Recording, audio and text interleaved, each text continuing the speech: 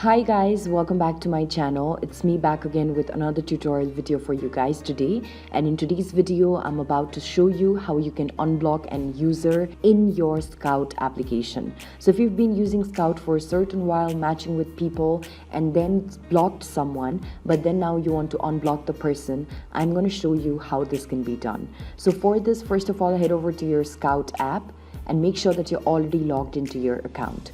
Once you're already logged in, you will land on your Meet page. There you can see that on the top left corner, there's a profile icon. Head over to the profile icon and then go to settings. As you go to settings, you can see a lot of options over here relative to your account and chat and notification alerts.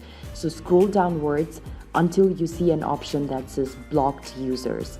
Tap on blocked users and you'll be able to see the users that you have been blocked by you in the past. So tap on a particular username and then you will be able to see that on the top right corner there's an unblock option. So tap on unblock. After you do that, confirm that you want to unblock by tapping on unblock again.